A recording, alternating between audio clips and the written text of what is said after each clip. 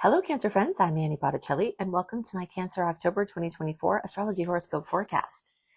I'm calling the theme of this time for Cancer radical karmic liberation, and the possibilities are nothing less than that.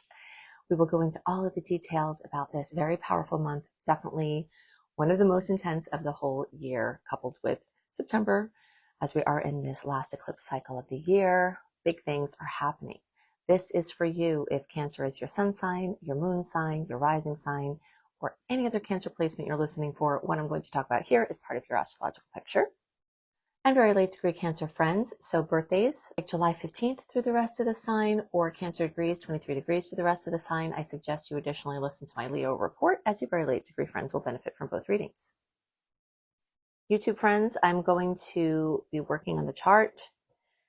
Podcast listeners, I'm going to put the chart as the thumbnail so that you can have a peeky, and I will draw your attention right from the beginning to this. It's called a stellium right at the bottom of the chart. All of those placements in Libra. Whenever we have 3 or more placements in a sign, in a house, this is called a stellium, and this is a party. This is a congregation in the sky that is looked through and experienced through a certain house for each sign. And all of these layers add richness to the fabric of manifestation at this time. Every player or participant in this party, so transiting South Node, the Sun, Mercury, Lilith, Astrea, Juno, and on October 2nd, the 10-degree Libra solar eclipse. All of these are participants in this party, and they all will have something to bring to the conversation, something to say, and their contributions to your radical karmic liberation. Let's start to work with the layers, and then the more layers we add, the richer a picture we can get of what it will be like to be a Cancer at this time.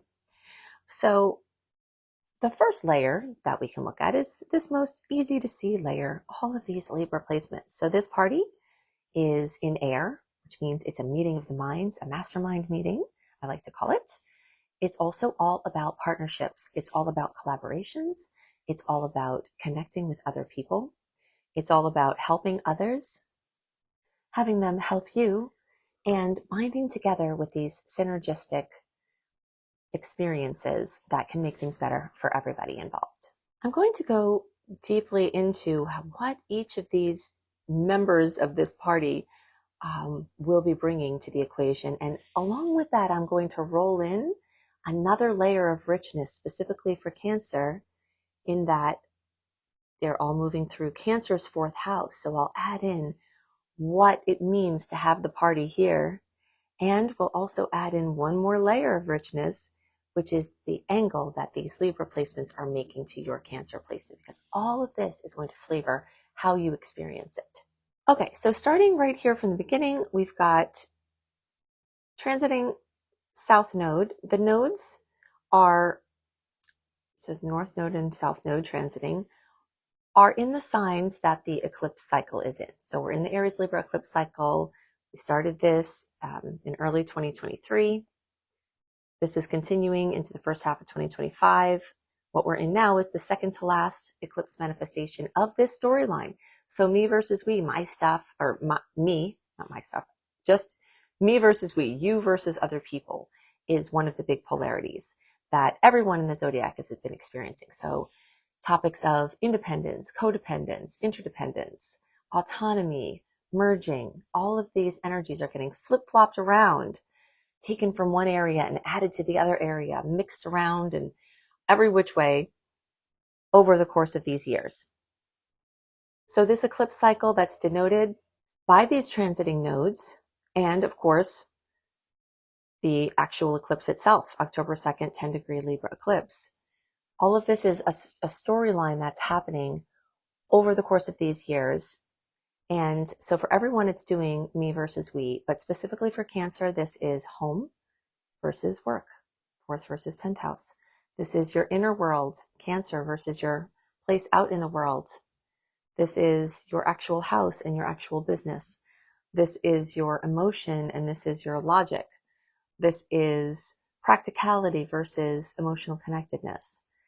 And this is father and mother. and any lingering issues or opportunities with those relationships. You as a father or mother, you and your maternal or paternal energy, all of this is what's getting fine-tuned and worked with during these years. You can think back to the middle of 2013 through the first half of 2016.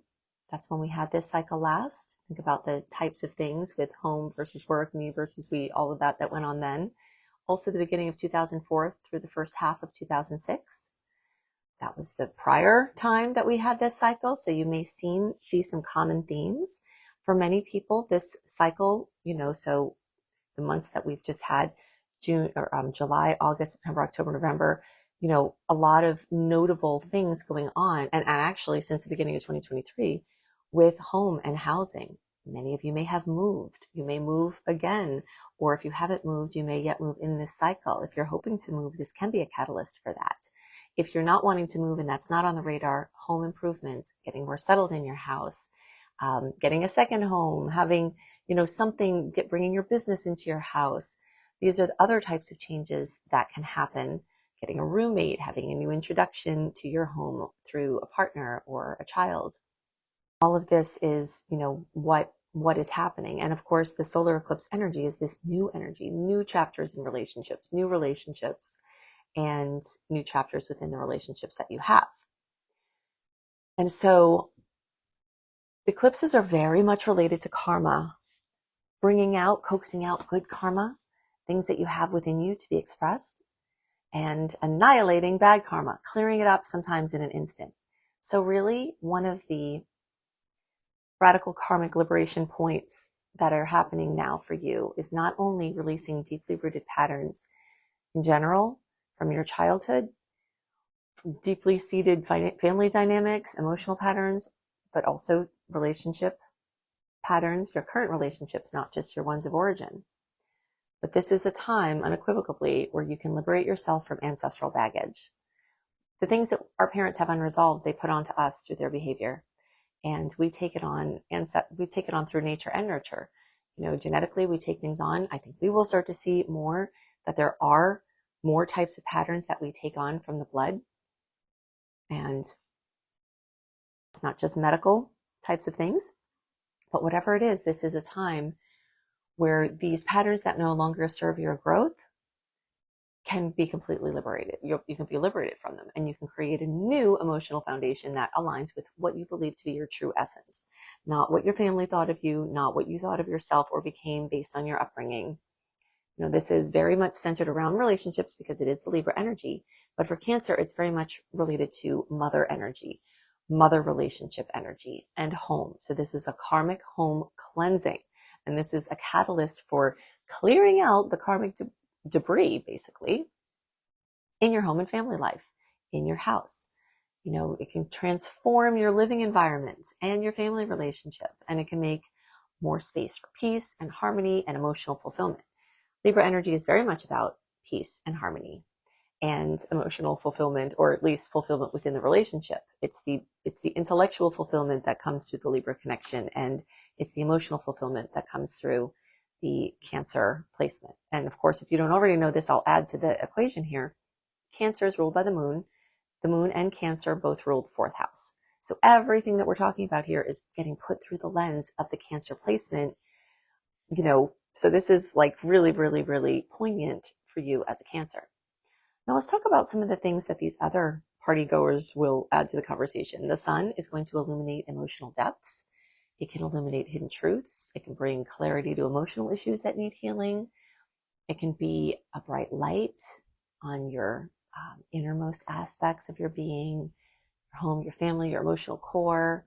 Again, you as a mother, or your maternal side as a parent in your relationship with mother, or strong maternal energy in your life. This is a time the sun is helping to empower your personal foundations, reclaim your emotional power, become more emotionally in control and emotionally directed. Not to say that we're repressing the energy, but we're directing the energy. This is a time where you're creating a sanctuary that supports your well-being and claiming your personal home space from violators, even if they're not meaning to violate it, even if they're well-meaning. This is a time where you gently, lovingly, but persistently can carve out that home space for yourself. Now we're going to add Mercury into the equation. I'm just going to make that a little easier to see. Okay, so Mercury, add to the equation, has to do with conversations, transformative conversations in the home, with the family. This energy is going to enhance this communication within your family life. And although all of these Libra energies do make a square to Cancer, so these are pressure points. As I always explain, this is nothing to fear. These are, sometimes you need to have these pressure points to crack out. And especially if you are a Cancer, that tends to be more altercation avoidant. If you try to keep everyone happy and you try to avoid conflict, then this can be a time where things that you avoided, you may embrace or be forced through the angle to have the conversations. And they can be calm and they can be productive and they don't have to be terrible. And probably your fear of the conversations are worse than the actual conversations themselves. So overall, it's a time to address unresolved issues here and to refine your family dynamics. This can also be a time for strategic emotional planning, reorganizing your home, creating flow, creating a living environment that nurtures your soul, that the whole family, can groove to, basically. And then while we're on the topic of Mercury, I actually want to add in a few more layers here of what's going on, because Mercury, and I'll give you some dates too. Okay, so October 8th, Mercury in Libra is going to make a trine with Jupiter. Right? This is an air trine.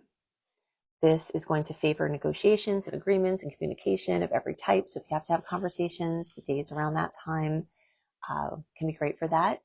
Partnerships can thrive. Expansiveness and optimism of Jupiter can really show up here. Now, something else to note, and I'll give you another date here, October 9th is when Jupiter is going retrograde until February 4th of 2025. So some things that may have been moving along may start to slow down. And this can be a welcome thing. Maybe things were moving too fast and you're ready for a little rest with the growth and just to kind of have the internal time. For Cancers, this Jupiter cycle starting May 2024, going through June 2025, is all about returning back to your intuition and clearing out your psychic space and really learning or redefining or deepening your understanding between the difference between your fear and your intuition, because that's a very tricky one. When you're very emotional and very absorptive, sometimes it's hard to tell if you're tuning into someone else's fear, if it's your own fear, or if that nagging you're feeling is a fear or is an intuition, or both. So this year cycle that's going on is going to help you really get in touch with that, help you to heal from addictions, help you to expand your psychic space, help you to establish that retreat in your home space or someplace, or even your routine that you can just escape to yourself during.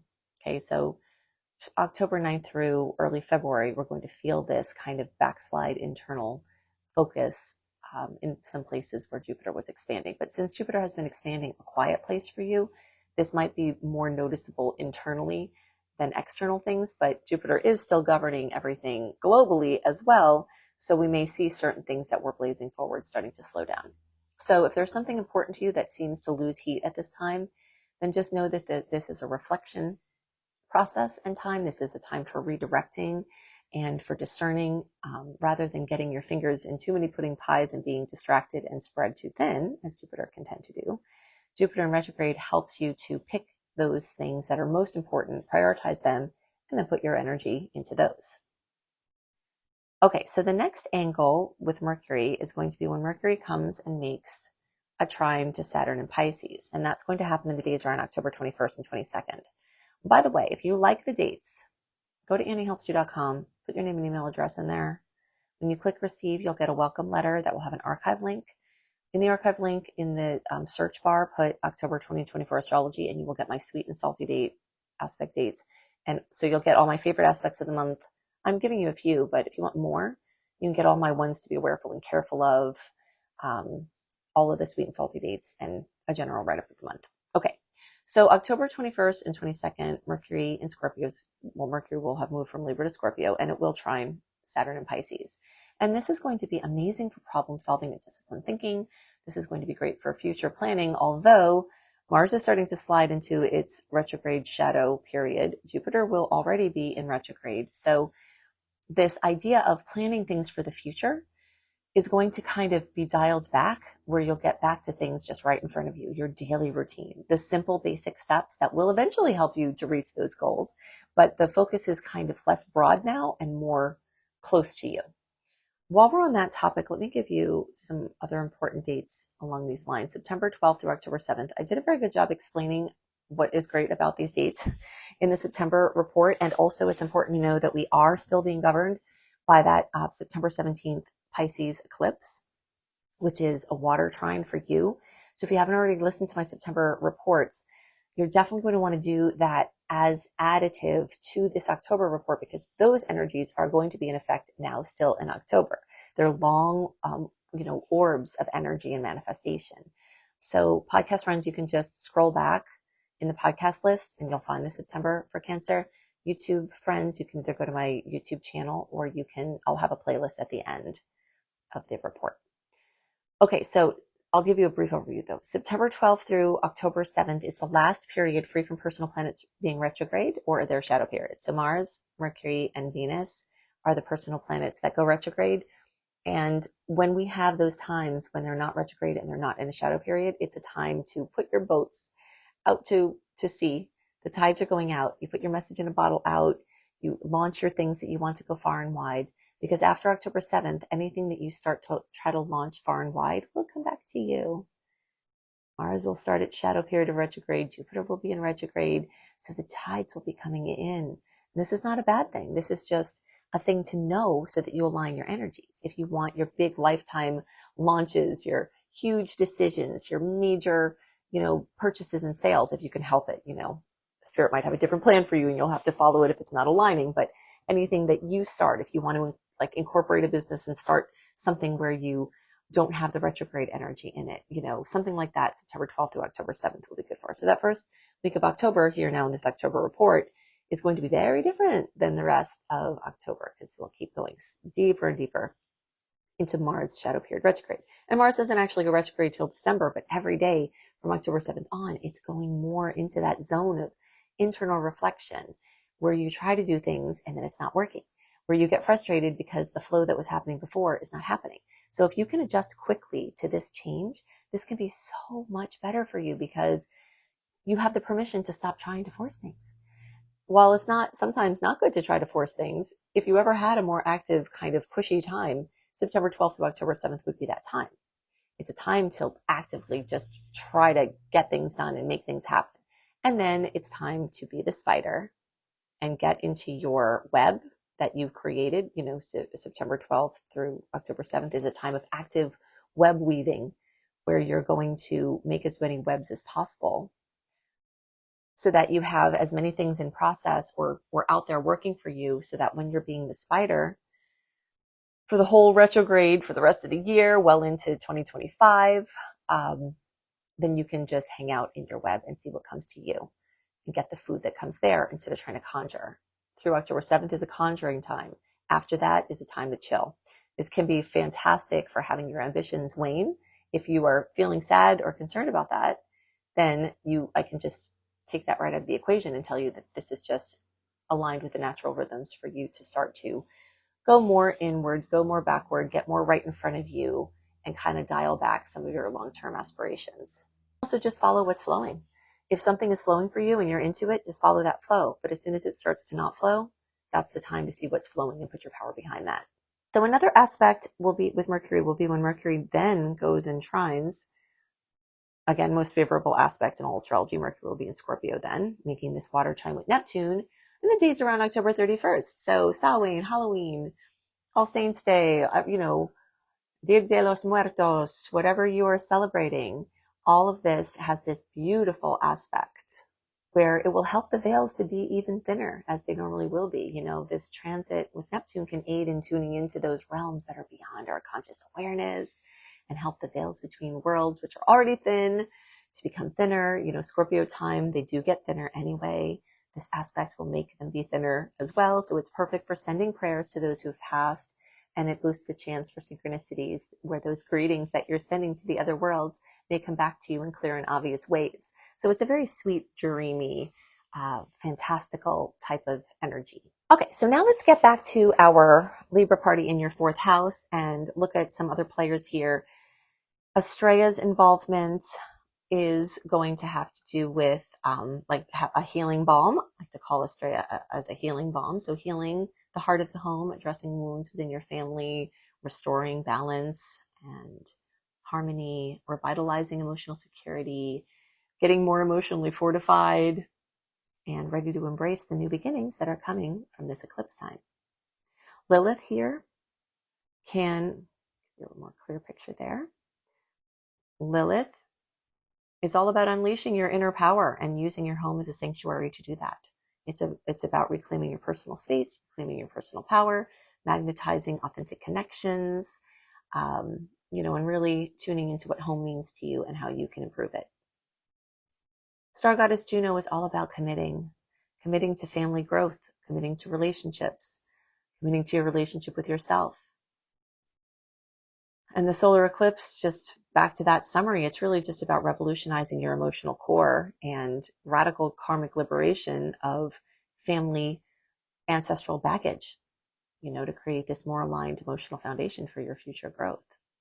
As I said, all of these Libra angles made challenged angles or Libra placements made challenged angles for Cancer. So let's kind of leave off on something and it's not that all of this can't be positive, as you've heard. Lots of positive potentials in there for sure, but that's coming through the lens of the pressure point. But we do have the lens of the trine as well. So the Sun, Mercury will join Venus in Scorpio, making those beautiful water trines, igniting creative passion as it goes through, these planets go through your fifth house of Leo. You can have your creative passions fueled and encouraged with intensity and depth. Resources from other people, Scorpio energy, can be helping you to get your passions out and to use your passions more readily into artistic pursuits and hobbies and projects that just bring you great joy, basically. This time can be about empowering playful expression. Leo is, the child energy of the zodiac, so the energy of children, of fertility, of whether it's creative babies or whether it's a human baby, it's this playful side and this playful energy. So you may have more involvement with your children. You may be creating children. You may be diving deep into creative ventures. Mercury here can also have to do with strategic creative planning and thinking more strategically about your creative projects and how they can align with your business ventures. Scorpio is very business focused. So if you can use the business resources or connections that you have to see if there are ways that your hobbies or your passions can be expressed in what you're already doing, then that would be a really great use of this energy. And it can really establish deep, meaningful communication in your romantic relationships, or bring people in of great importance, or deepen things that are already there.